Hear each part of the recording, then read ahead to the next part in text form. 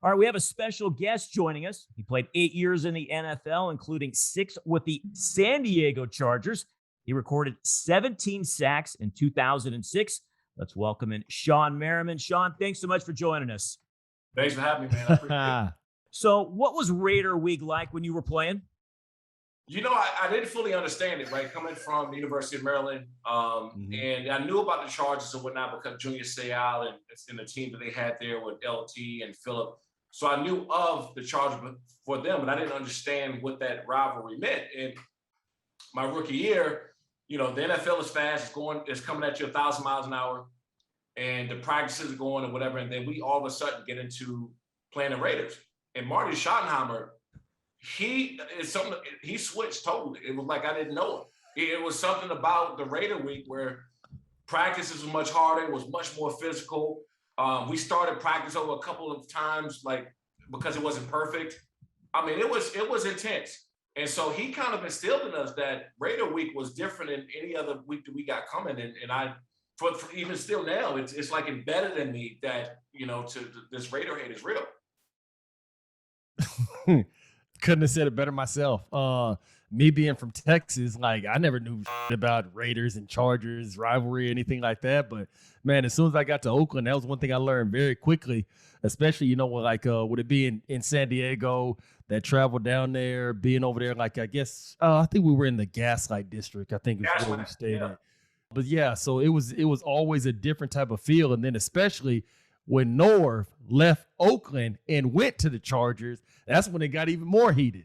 Yep. But I would say outside of the rivalry, the Bay Area rivalry between San Francisco and Oakland at the time, yeah, there was always a scuffle, some sort of a fight in the stands, something like that. So, man, trust me, Sean, I'm right there with you, man. Like, I didn't know about it going in, but then I learned about it very, very quickly.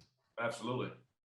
Sean, the Chargers coming off a huge road win at Kansas City. I mean, you and I were talking beforehand. It feels like that's a game the Chargers might have lost a year ago or even 2 years ago. So how big of a win was that for this team?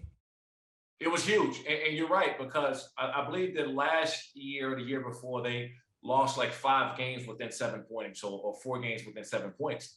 What ultimately would have turned them into like having a pretty good record. And this year, what I see different is they're finishing games. Them to go for it on 4th and 9 and show some guts there and Bleav in Justin Herbert and that team that they have. That's the mindset of this organization going forward. And they should be excited about it because that quarterback, Justin Herbert, they got there is going to be there for a decade plus. And so if you have the confidence in your guy going into every week, that you have somebody under center that can do those type of things, you're going to feel pretty good.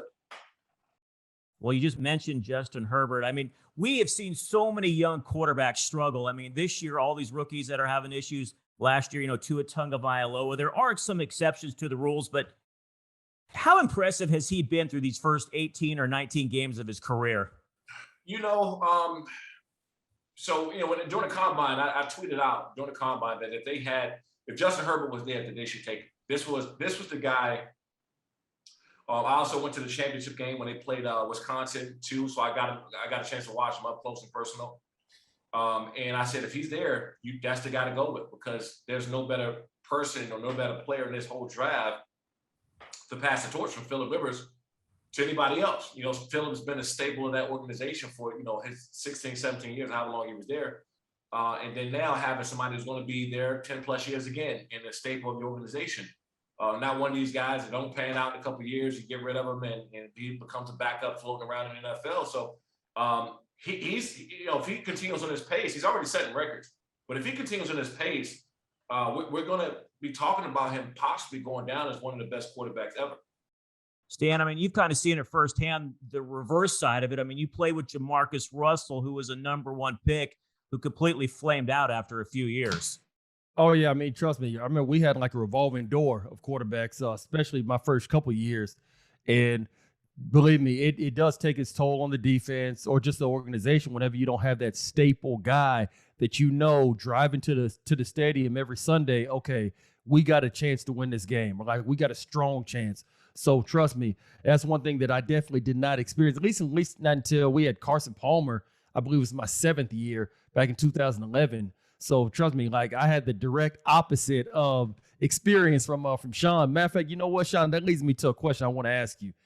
As a defensive player, and this is one of the things I love about Herbert, because I think he's one of my favorite young quarterbacks in the league. And tell me how you feel with in today's game, you know, the spread offense, the RPO, the read option, all of that stuff. How I feel personally, what it does is it takes lesser quarterbacks and it gives them the ability to be able to actually, I guess, be productive, even though they may not be as accurate. They may not have the biggest, strongest arm, things like that. And so that's why I think Herbert is so good, because he's really, really accurate, got a big, strong arm, tall, obviously can stand up in the pocket, things like that.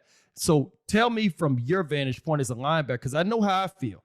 I feel like the guys that come in and they gain so much success off of the RPO, the read option, because guys like you, the linebackers, whatever decision you make, you're wrong. Because if they hand the ball off, I'm sorry, if they do the play action fake, you got to go take your read steps to go and attack the run. Well, then they just throw the slant right behind you.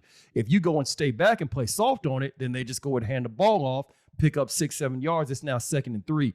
Talk to me how you feel about where this game is now gone to with the RPO, the read option, you know, all of that, and the level of talent, the level of skill that you see in quarterbacks versus years past when you came in with the Drew Brees and then branching over to Phillip Rivers. You know, it's funny you ask that question, because I got this theory that I don't like rookie quarterbacks coming in and having to play right away. I've never liked it. I don't like it now.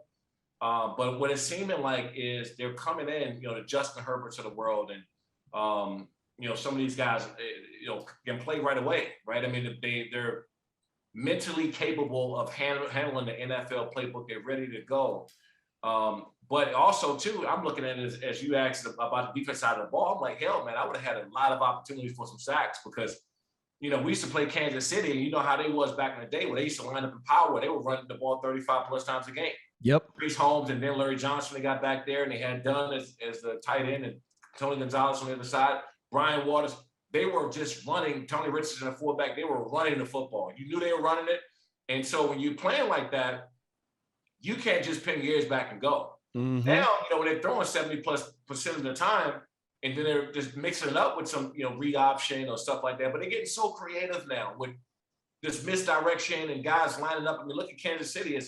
There's no way to figure out what in the hell's going on unless you know, they have, you know, 5 of the same plays out of 25 different formations. Yeah. You know, guys are shifting and moving all the way around, and tight ends lining up at fullback and shifting out lane. They're throwing the ball out the backfield. So I think the game is they're getting creative. Back then, it was more of a smash mouth. You know what we're gonna do is, can you stop it type of feel. Hey, Sean, the Chargers are facing a red-hot Derek Carr. He leads the National Football League in passing yards. Put on your defensive coordinator hat for me, and what is your game plan to try to slow him down? You know, the biggest thing with Derek Carr is he's always been capable. You know, this is not the first time he's had a red-hot season. He's lighting people up. He's been there. He's always shown he can do it. The problem with Derek Carr in the past was he capable of being consistent and not go missing for 3 and 4 games where you're looking like, who the hell is this guy? He just threw for 350 last week. Why, you know? So if I'm the defensive coordinator right now, I'm looking and saying, we got to stop the deep ball. Because when he throws a deep ball and he puts air under it and let those wide receivers and the tight end, Darren Waller, get under the football, I think he has one of the most accurate deep balls where he let wide receivers run under the football. Now, a lot of these guys got stronger arms, and Justin Herbert strong arm, Patrick Mahomes stronger arm. When you talk about the deep ball accuracy, Derek Carr is up there. He just, for whatever reason, he knows how to drop that thing right over, cornerback or linebacker that's trailing down the seams. He's really, really good at doing that. So first and foremost, I would take away the deep ball. I would say, look, you guys, Darren Waller, you guys are you're going to catch the ball, right? You're going to get these 5 outs and 10-yard passes. I would give some of those up. I would stop Ruggs and Zay Jones or anybody else from the deep ball. Force them to run the ball and throw these short passes and play game control, because they eat up some clock, fine, no problem. but the deep balls can really hurt you. And he's shown in these last 3 games that he's capable of doing it. Bruh, I remember, and I even told DA this. Like, I remember years past, man, we'd be down there at Qualcomm Stadium. It'd be like 3rd and 6, 3rd and 7. And with you and Sean Phillips, we just simply wanted the quarterback to just get the pass off. Like, if they complete it, they complete it. Like, but like, we already knew, like, hey, man, hey, it's 3rd and 6, bro. Like, hey, defense, get ready. Because, like, they're about to pin their ears back. and Knapp, our offensive coordinator, he said the Sean brothers. And so he would always mention that. And so we would like get up and get on the sideline and stand up and watch. 3rd and 6, we already knew, man, y'all gonna get in that 3-4. Y'all gonna get them outside pass rush. And I'm like, man, I just hope we get the pass off. If we complete it, great. If it's a first down, great. But like, man, let's just get the play off. You know what's funny about that? What was the offensive line coach back then? Man, we had Tom Cable. We had several, but yeah. he's the only one that like comes to mind. It might have been Tom Cable. It might have been Tom Cable. We're down at the in 2018. I'm announcing the Chargers draft pick in Tennessee. And he comes up to me. I was at the commissioner's luncheon. I was talking, speaking at the commissioner's luncheon. And he comes up to me and he said, man, why'd you do that? And I said, what do you mean? He said, why'd you do that? And I said, what do you mean? And he was talking about Robert Gallery, right? He said, why did you? Because I think after that, they either moved him to the guard, and then after that, he was out the league. And I said, look, man, that wasn't my intentions, but when I seen him over there, with all the hype that he had, I said, man, I got to do this to him. Yeah. I absolutely have to, because he had so much hype around him coming out of college and the first pick and everything else. I said, man, this is Monday Night Football. I think it was 2006 Monday Night Football. Oh, 27-0. Y'all blanked us. 3 sacks. Oh, man. You had 3 sacks that game. I think 4. I think I had 4 that game. Did you have 4?